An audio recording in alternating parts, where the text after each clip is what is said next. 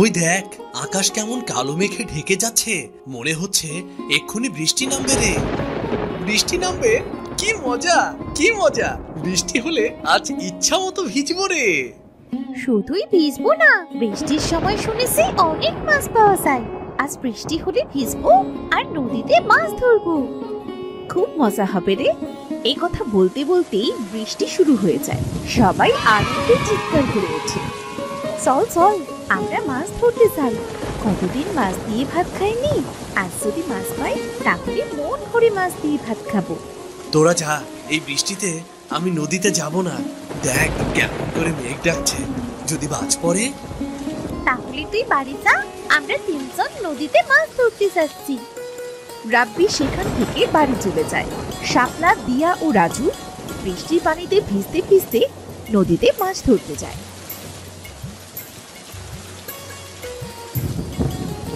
তারা অনেকগুলো মাছ পায়, সেগুলো নিয়ে যে যার বাড়ি ফিরে যায়।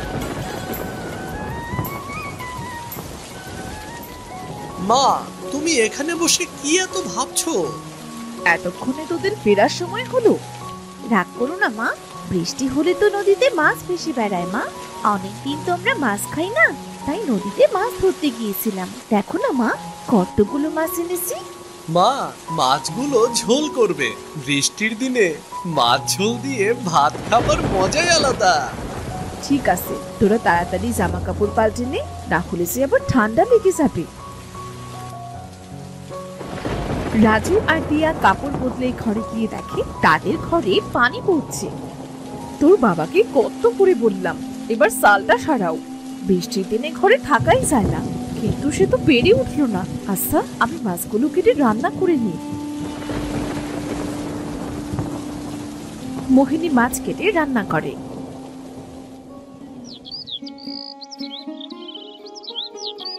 পরদিন রোদ উঠে, গ্রামের অনেক মানুষ তাদের বাড়ির চাল ঠিক করে।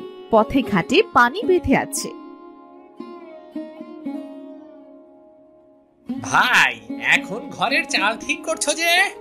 কি করব ভাই, বর্ষা চলে এসেছে তো। তুমি তো জানো বর্ষার সময় গ্রামের অবস্থা কেমন হয়। বর্ষার জন্য কাল সারা রাত ঘুমাতে পারিনি, চাল বেয়ে সব পানি গায়ে পড়েছে। এজন্য ঘরের চালটা ঠিক করছি আর কি।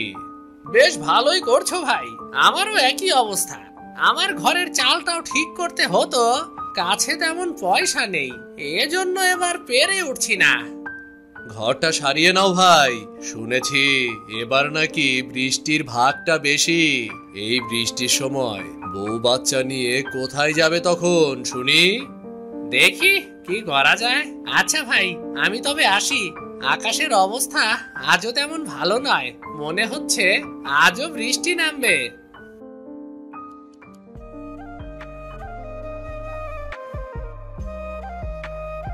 বলি, ও মহেশ ভাই, মাঠে তো সব কাদা, তা গরু নিয়ে যাচ্ছ কোথায় তবে? মাঠে যাচ্ছি ভাবি, যেখানে একটু শুকনো পাবো সেখানে একটু গরুটাকে খাইয়ে আনতে যাচ্ছি। বাড়িতে গরুর খাবারের বড্ড অভাব গো। আচ্ছা, আমি আসি তবে। এই বলে মহেশ গরু নিয়ে সেখান থেকে মাঠে চলে যায়। অন্যদিকে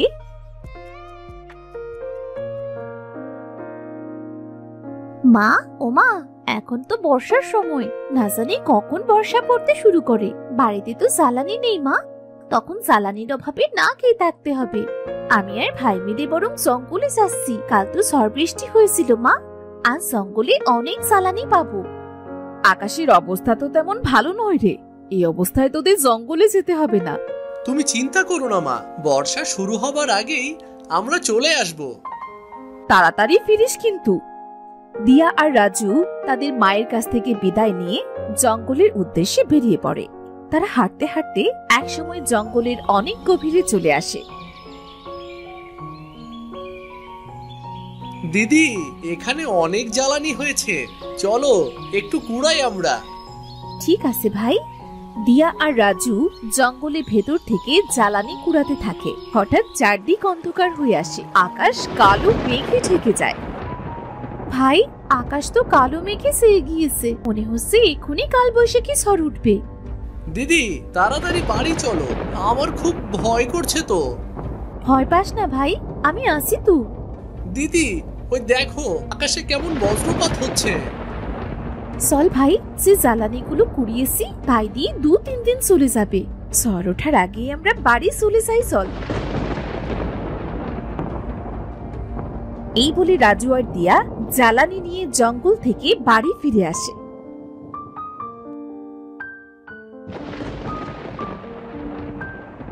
তোরা এসেছিস? আমি তো চিন্তায় মরে যাচ্ছিলাম, যে মেঘ করেছে, মনে হচ্ছে এখনই কালবৈশাখী ঝড় উঠবে। এজন্যই তো তাড়াতাড়ি বাড়ি ফিরে এসেছি মা। তা বেশ করেছিস। এখন হাত মুখ ধুয়ে 2 ভাই বোন দুটো খেয়ে নে দেখি। কাল একটা করে রুটি খেয়েছিলি, আজ যে এখনো পেটে একটি দানাও পড়েনি। ঠিক আছে মা। তারা হাত মুখ ধুয়ে খেতে বসে। এমন সময় প্রচুর বেগে ঝড় ওঠে। বলতে না বলতেই ঝড় শুরু হয়ে গেল। বর্ষার দিনে এই গ্রামে কোনো কাজই থাকে না, না জানি এবার কতদিন না খেয়ে থাকতে হয়। গ্রামে একবার বর্ষা শুরু হলে আমার তো আর নাম গন্ধটি থাকে না। মা, বর্ষা তো শুরু হয়ে গেল, বাবা তো এখনো বাড়ি ফিরলো না গরু নিয়ে। সত্যি তো, এই ঝড় বৃষ্টিতে তোর বাবা বাইরে কি করছে? কোনো বিপদ আপদ হলো না তো? না গো গিন্নি, আমার কোনো বিপদ হয়নি। মাঠে কিছু কাজ ছিল, শেষ করে তবেই গরুটা নিয়ে এলাম। কাল থেকে তো মনে হয় না কোনো কাজ পাবো। এই বর্ষার সময় যে কেন আসে? বর্ষার দিনে গ্রামের গরিব মানুষদের কত কষ্ট হয়। কথাটা একদম তুমি মন্দ বলনি। আচ্ছা, এসব পরে ভাবা যাবে, এখন আগে দুটো খেয়ে নাও দেখি। মোহিনীর কথা মতো মহেশও খাবার খেতে বসে। খাবার খাওয়া শেষ করে তারা কিছু সময় গল্প করে। অন্যদিকে সময় যত বাড়তে থাকে, ঝড় বৃষ্টিও ততই বাড়তে থাকে। মা, বাবা, দেখো না চারদিকে কেমন পানি থই থই করছে। এই বৃষ্টি থামার তো কোনো নাম গন্ধ নেই। এভাবে বৃষ্টি থাকলে তো গ্রামের বাড়িঘর সব ডুবে যাবে। কথাটা মন্দ বলিসনি রে মা, খুব চিন্তা হচ্ছে আমার। কাছে তেমন টাকা কড়িও নেই, বাড়িতে তেমন বাজার সদাই নেই। বর্ষার দিনগুলো যে কি করে পার করব কে জানে রে। বিধাতা ঠিক একটা ব্যবস্থা করে দেবে। ও, বৃষ্টির জন্য তো গ্রামের অবস্থা খুব খারাপ। বৃষ্টির পানিতে তো হাঁটু সমান পানি উঠে গিয়েছে। কি করব বলো তো? পুকুর, নদী, খাল, বিল পানিতে থই থই করছে গো। বাবা, দেখো গ্রামের মানুষ কোথায় যেন যাচ্ছে। তাই তো দেখছি, কেউ নৌকায়, কেউ বা কলায় ভেলা বানিয়ে যাচ্ছে। কোথায় যাচ্ছে সবাই জিজ্ঞাসা করে দেখি তো। ও শামীম ভাই, ও বাচ্চা নিয়ে চললে কোথায়? ভাই, গ্রাম থেকে অনেক মানুষের ঘর ডুবে গিয়েছে। আমাদের ঘরে অনেকটা পানি ঢুকে গিয়েছে রে। এজন্য আগে থেকে বউ বাচ্চা নিয়ে গ্রাম ছেড়ে শহরে যাচ্ছি। এই বর্ষা সহজে কমবার নয়। গ্রামে কেমন করে থাকি বলো তো? বুঝতে পেরেছি ভাই। আচ্ছা, আমরা আসি তবে।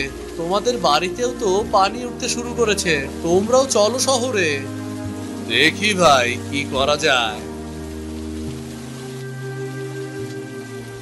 ওগো, গ্রাম থেকে তো সবাই চলে যাচ্ছে, আমরা কি করব? ছেলে মেয়ে দুটোকে নিয়ে আমরা কোথায় যাব?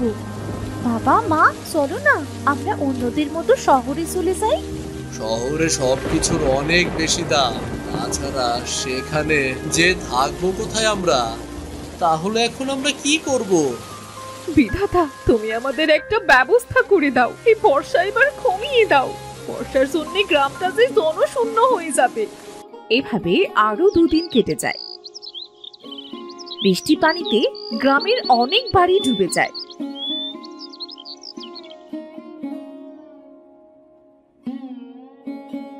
আজ বর্ষাটা কম হয়েছে।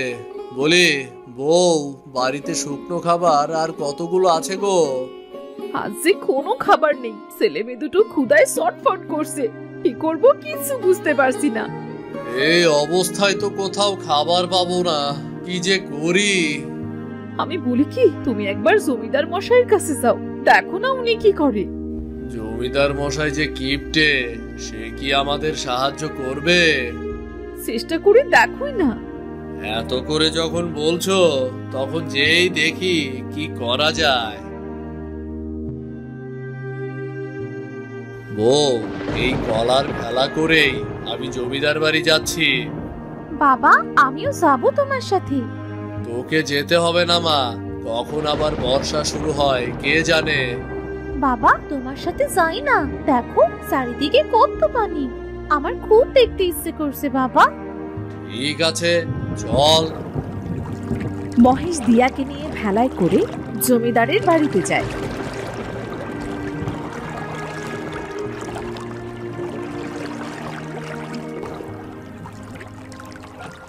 জমিদার মশাই, আপনি যদি সাহায্য না করেন তাহলে কোথায় যাব আমরা?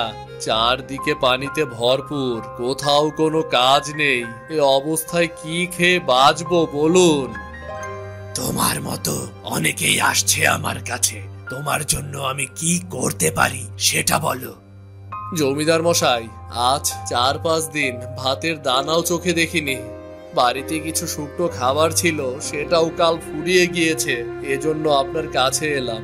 আপনি যদি কিছুদিনের খাবার দিতেন তাহলে বড্ড উপকার হতো। সবাইকে যদি আমি খাবার দিয়ে সাহায্য করি তাহলে তো আমারই কপালে খাবার জুটবে না। তোমাকে আমি সাহায্য করতে পারবো না বাপু। জমিদার মশাই, বর্ষার দিন শেষ হলেই আপনার খাবারের টাকা আমি শোধ করে দেব। এই চিরাগুলো দিয়ে আজকের দিন চলে যাবে, এটা নিয়ে ফিরে যাও। এর বেশি আমি তোমাকে সাহায্য করতে পারবো না। মহেশ আর কিছু না বলে জমিদারের দেওয়া চিরা নিয়ে বাড়ির পথে রওনা হয়। মহেশ আর দিয়া যখন বাড়ি ফিরছিল তখন তারা একটা বুড়িকে পানিতে ডুবে থাকতে দেখতে পায়। বাবা, বাবা, ওই দেখো কে যেন পানিতে ডুবে যাচ্ছে। আমাদের লোকটাকে বাঁচানো উচিত বাবা। আরে, ওটা তো একটা বুড়ি মনে হচ্ছে। তাড়াতাড়ি চল, না হলে বুড়িটা মারা যাবে। তারা ভেলা নিয়ে বুড়ির কাছে যায়। অনেক কষ্টে বুড়িকে তারা পানি থেকে তুলে তারা বুড়ির পেট থেকে পানি বার করে। এরপর বুড়ি জ্ঞান ফিরে পায়। তোদের অনেক ধন্যবাদ রে বাবা, তোরা আমার অনেক বড় উপকার করলি। তোরা না থাকলে হয়তো আজ আমি মরেই যেতাম। ধন্যবাদ কেন দিচ্ছ বুড়িমা? তুমি পানিতে ডুবে যাবে এটা আমরা কি দেখতে পারি বলো? বাবা, আজ 2 দিন ধরে কিছু খাইনি, আমায় কিছু খেতে দিবি? ক্ষুধার কষ্ট যে আমি আর সইতে পারছি না বাবা। ঠাকুমা, আমরাও যে না খেয়ে আসি সেজন্য জমিদার মশাইয়ের কাছে গিয়েছিলাম, কিন্তু জমিদার মশাই কটা চিড়ে দিয়ে আমাদের পাঠিয়ে দিল। আমাদের কাছে সেই চিড়েটুকুই আছে। তুমি কি চিড়ে খাবে? আমার ওই চিড়ে দিয়েই চলবে রে মেয়ে। এই নাও বুড়িমা, চিরাগুলো বরং তুমিই খাও তবে। মহেশের হাত থেকে চিড়াগুলো দেখে বুড়ি খপ করে সেগুলো নিয়ে খেতে শুরু করে। ঠাকুমা, ঠাকুমা, আস্তে খাও, তোমার গলায় বেঁধে যাবে তো। আমার কিছু হবে না রে মেয়ে। বুড়ি চিড়েগুলো খাওয়া শেষ হতেই বুড়ি একটা পরীতে পরিণত হয়। এ কি, কে আপনি? বুড়ি থেকে এমন সুন্দরী হলেন কেমন করে?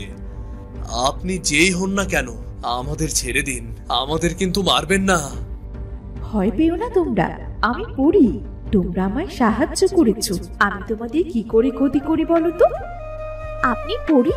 আমি শুনেছি পরীরা নাকি খুব ভালো হয়, তবে আপনি অমন বুড়ি সেজেছিলেন কেন? আমি সব বলছি, আগে তোমরা ভেলা থেকে নেমে ওখানে চলো। দেখো, ওখানে কোনো পানি নেই। ঠিক আছে। শোনো, আমি আর আমার সাথী পৃথিবীতে খেলা করছিলাম, তখন এক জাদুকর আমায় দেখে ফেলে আর সে আমাদের তাড়া করতে শুরু করে। অনেক কষ্টে জাদুকরের চোখ এড়িয়ে আমি এই গ্রামে এসে পড়ি। এসে দেখি এই গ্রামে এখন বর্ষার দিন, খুব খারাপ অবস্থা। তারপর কি হলো? তারপর আমি পরিরাজ্যে ফিরে যাবার জন্য রওনা দিই। উঠতে উঠতে পানির ভেতর পড়ে যাই, আর ওখানে চোরাবাড়ি থাকায় আমি উঠতেই পারছিলাম না। তাই বুড়ির রূপ নিই, যাতে আমায় কেউ সাহায্য করে। আর তার পরের ঘটনা সে তো তোমরা জানোই। বুঝতে পেরেছি বুড়ি, আপনাকে সাহায্য করতে পেরে আমাদের অনেক ভালো লেগেছে। আমি তোমাদের উপহার দিতে চাই আমার জীবন বাঁচানোর জন্য। বলো, বলো কি চাই তোমাদের? উপহার যদি দিতেই হয় তাহলে গ্রামের সকলের জন্য দিন পরি। আমাদের মতো গ্রামে আরো অনেক মানুষ আছে যারা ঠিক করে খেতেও পায় না, যাদের বাড়ি ঘরে বন্যায় নষ্ট হয়ে গিয়েছে, ঝড় বৃষ্টিতে সবার বাড়ির চাল গিয়ে পানিতে পড়েছে। জানেন, আমরা অনেক কষ্টে থাকি। আমরা এই গ্রামের মানুষ বর্ষার দিনে খুব কষ্টে থাকি। তুমি এই পাখিটা রাখো। এই পাখি প্রতি রাতে একটা করে সোনার মোহর দেবে, আর এগুলো তোমরা এক একজনের বাড়ি গিয়ে দিয়ে আসবে। যতদিন না গ্রামের মানুষের উন্নতি হচ্ছে ঠিক ততদিন এই জাদুর পাখিটা তোমাদের সকলের অভাব দূর করে দেবে। ধন্যবাদ পরি আপনাকে। আর একটা কথা, এই গ্রামে এখন থেকে যতই ঝড় হোক, বর্ষা হোক বা বন্যা হোক, কখনো এই গ্রাম ডুবে যাবে না। বর্ষা শেষ না হতে যতটুকু গ্রামের মানুষের পানি প্রয়োজন ততটুকু ছাড়া, আর বাকি পানিগুলো শুকিয়ে যাবে। আপনি খুব ভালো পরি। তোমরাও খুব ভালো। তোমরা নিজেদের কথা না ভেবে পুরো গ্রামের কথা ভেবেছো। আচ্ছা, আমি আসি তবে। এই বলে পরি দিয়া ও মহেশের কাছ থেকে বিদায় নিয়ে পরি রাজ্যে চলে যায়। মহেশ ও দিয়া পরির দেওয়া পাখিটা নিয়ে বাড়ি চলে আসে। এই পাখিটা পরি আমাদের উপহার দিয়েছে। পরি পেলি কোথায়? তোদের কথা তো আমি কিছুই বুঝতে পারছি না। শোনো তবে।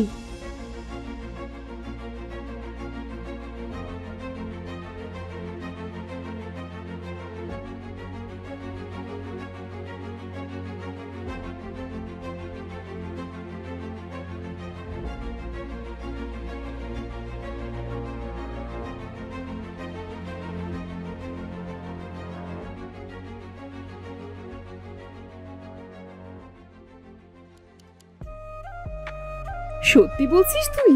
এবার যদি এই গ্রামটা বর্ষার কবল থেকে রক্ষা পায়। আমি তোমাদের খাবার দিচ্ছি। ওমা, এই পাখি দেখি কথাও বলতে পারে। আমি সব সময় কথা বলি না। এই বলে পরির দেওয়া পাখি জাদু করে অনেক খাবার এনে দেয়। নানান রকমের খাবার পেয়ে তো দিয়া আর রাজু অনেক খুশি হয়।